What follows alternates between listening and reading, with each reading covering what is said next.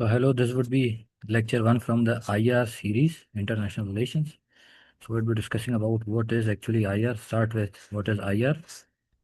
So अगर definition देखी जाए तो definition में IR की is an interest-based political as well as non-political relationship between state and all significant actors at international level.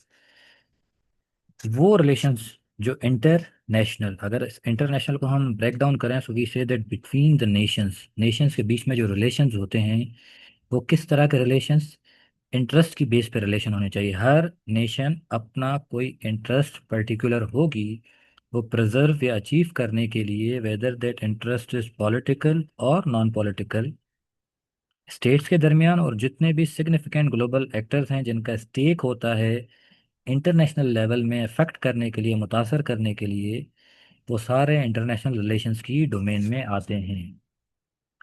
अब जो इंटरेस्ट किस टाइप के होंगे, पॉलिटिकल तो हमें पता लग गया, what would be the non political actors, global actors क्या होंगे और ये लेवल्स हमारे क्या होंगे। तो अगर हम इंटरेस्ट की बात करें तो इंटरेस्ट कन्वर्जिंग भी हो सकते हैं और कंपीटिंग भी हो सकते हैं। अगर इंटरेस्ट कन्वर्जिंग और मिलते हैं तो ऑब्वियस कॉपरेशन बेस्ड रिलेशनशिप होगी, पैटर्न ऑफ एमिटी या फ्रेंडशिप होगी। अगर कंपीटिंग रिलेशंस हैं तो कॉन्फ्लिक्टिंग रिलेशंस हो सकते हैं जो कि हमारे पैटर्न ऑफ एनिमिटी या दुश्मनी वाले रिलेशंस को पैदा कर सकते हैं। अगर इसकी मिसाल इंटरेस्ट बेस्ड रिलेशन की बात की जाए तो if two countries are interested in space domain और उनके इंटरेस्ट कन्वर्जिंग है and they go for the cooperation, like Pakistan and China और cooperating in space domain, so obvious वो कॉपरेट करेंगे। बट ऐसे कंट्रीज भी हैं जो इस डोमेन में compete करते हैं and they go for the conflict, एक दूसरे को compete स्पेस रेस के अंदर जाते हैं कि who would go ahead, right. इसी तरीके से ये हमने स्पेस की बात की तो that is a non political, obvious, that comes in the space domain, right. Economy की बात करें तो वो भी नॉन पॉलिटिकल में आ जाती है। If states are competing in economy like US and China और converging like China Pakistan economic corridor के इकोनॉमी के डोमेन के अंदर ये मिलके कोई अचीव करना चाहते हैं, कॉपरेशन अचीव करना चाहते हैं, तो पॉलिटिकल के अलावा जो भी नॉन पॉलिटिकल सेक्टर्स होंगे, वेदर दैट इज इकोनॉमी या सोशल या टेक्नोलॉजिकल या इकोलॉजिकल, लीगल, मिलिट्री, डेमोग्राफिकल, सो ये सारे नॉन पॉलिटिकल के अंदर आ जाते हैं। एक्टर्स एक तो हो जाते हैं, we talked about the nations, और दूसरे ये होते हैं कि जो नेशंस के बिसाइड नॉन स्टेट एक्टर्स होते हैं वो भी अपना एक रोल, सिग्निफिकेंट रोल प्ले करते हैं in shaping international relations. Level of analysis की बात की जाए तो इंटरनेशनल रिलेशंस कैटर करता है आपकी, इंटरनेशनल मीन्स ग्लोबल को भी, उस ग्लोबल के अंडर सोसाइटी को भी, उस सोसाइटी के अंदर आपकी स्टेट को भी, और उसके अंदर एक इंडिविजुअल को। इंटरनेशनल रिलेशन इस वजह से इंडिविजुअल को भी कैटर करता है कि दुनिया ग्लोबलाइज हो गई है।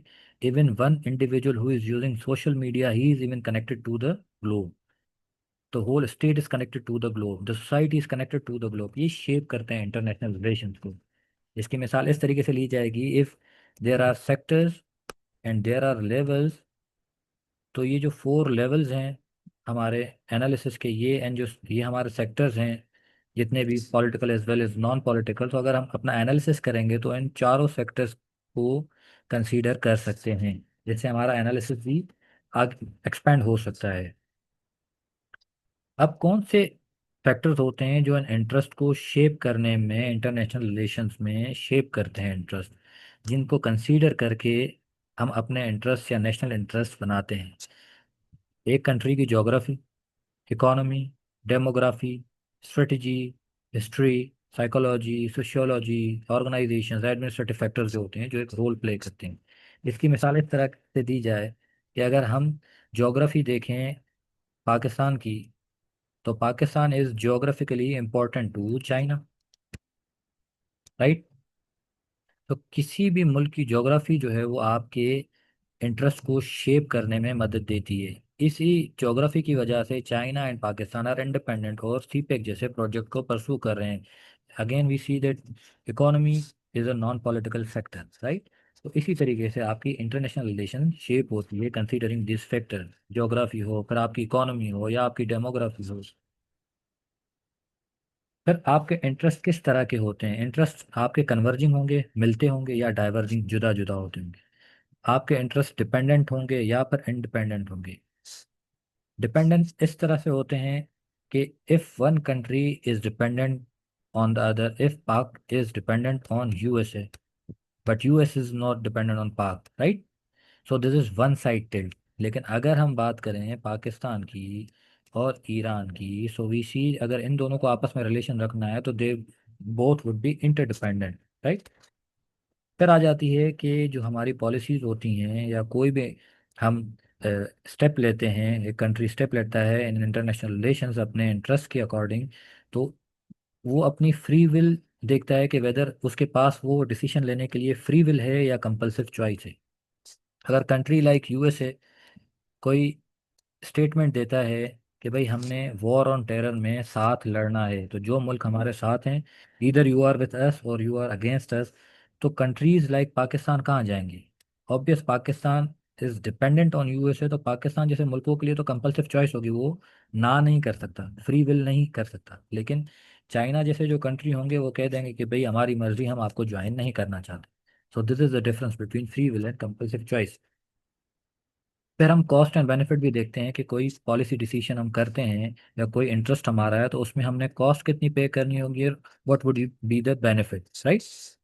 अगर सिमिलर ये वॉर ऑन टेरर की बात करते हैं, if Pakistan is joining USA, so Pakistan को पता है कि कॉस्ट ऑब्वियस है कि टेररिज्म बढ़ेगी, लेकिन जो यूएस से बेनिफिट मिल रहे हैं आपको, economic benefit, political benefit, military के बेनिफिट, तो ऑब्वियस वो कॉस्ट एंड बेनिफिट एनालिसिस होता है जिसकी बेस पे आप अपने इंटरेस्ट को शेप एंड रीशेप करते हैं। फिर सिमिलरली कन्वर्जिंग डाइवर्जिंग वाली बात की, गोल्स आपके सिमिलर भी होते हैं और कंपीटिंग गोल्स भी होते हैं कि आपने किस तरीके से अचीव करने हैं। फिर अगर बात की जाए नेचर ऑफ आईआर की, so IR is a multi disciplinary subject, ठीक है? कुछ इस तरह से कि पहले ये नैरो और क्लोज्ड लिमिटेड सब्जेक्ट था जो सिर्फ पॉलिटिक्स को डील करता था इंटरनेशनल लेवल पे। लेकिन जब वर्ल्ड वॉर 2 हुई और वर्ल्ड वॉर 2 के बाद पूरी डायमेंशन जो है आईआर की चेंज हो गई, क्योंकि फिर न्यूक्लियर वेपन भी आ गए, तो उन्होंने चेंज कर दिया पॉलिटिक्स को कि पॉलिटिक्स के बियॉन्ड भी बाकी सारी डोमेन है, उनको भी कैटर करना है। फिर मल्टालैटरलिज्म जैसे कि यूएन जैसे मल्टालैटरल इंस्टीट्यूशन बन गए जो कंट्रीज को एक साथ बिठाते हैं एक सिंगल प्लेटफॉर्म पे, एक छत के नीचे। फिर इंफॉर्मेशन एरा आ गई कि आपका इंटरनेट वगैरह टेक्नोलॉजी आ गई जिसने कनेक्शन कर दिया। फिर लिबरल इकोनॉमी वो जो डिपेंड करती है एक दूसरे के ऊपर, फ्री मार्केट इकोनॉमी जो एक दूसरे के साथ अटैच्ड हैं। तो इन चीज़ों ने क्या किया कि इंटरनेशनल पॉलिटिक्स को बिल्कुल चेंज करके इंटरनेशनल रिलेशंस बना दिया। पहले जो पॉलिटिक्स तक डिपेंडेंट थी, अब नॉन पॉलिटिकल सेक्टर को भी अपने अंदर एम्ब्रेस कर रही है। तो this is why it was broader, open and extended after world war 2। State की हमने बात की, सो अब we would be talking about non state actors. तो वो कौन से नॉन स्टेट एक्टर्स हैं कि जिन्हें हम काउंट करते हैं बिसाइड स्टेट्स? तो सबसे पहले वी सी के इंटरनेशनल गवर्नमेंट ऑर्गेनाइजेशन है और नॉन गवर्नमेंटल ऑर्गेनाइजेशंस हैं जो इन्फ्लुएंस करती हैं स्टेट पॉलिटिक्स को, स्टेट इकोनॉमी को, या पॉलिटिक्स या नॉन पॉलिटिकल सेक्टर्स को। तो गवर्नमेंटल ऑर्गेनाइजेशन या नॉन गवर्नमेंटल ऑर्गेनाइजेशन की क्लासिफिकेशन कुछ इस तरह से होती है। If there is an organization, तो हम देखेंगे कि उसकी मेंबरशिप और उसका स्कोप या पर्पस क्या है। सो देयर आर ऑर्गेनाइजेशन जिनकी मेंबरशिप यूनिवर्सल होती है और उनका स्कोप भी यूनिवर्सल होता है, जस्ट लाइक द यूएन जिसकी मेंबरशिप भी यूनिवर्सल है, anyone can be the member, और स्कोप भी यूनिवर्सल है, मल्टाइलेटरल है, हर चीज़ को डील करती है। लेकिन एफ ई सी के मेंबरशिप लिमिटेड होती है और स्कोप यूनिवर्सल होता है, तो ऐसी भी ऑर्गेनाइजेशन है just like the European union जिसमें सिर्फ यूरोप के countries would be the member but the scope would be limited. फिर ऐसी भी ऑर्गेनाइजेशन है कि जिसकी मेंबरशिप यूनिवर्सल है लेकिन स्कोप लिमिटेड है, जस्ट लाइक द एनपीटी जो सिर्फ न्यूक्लियर के मामलों से डील करती है।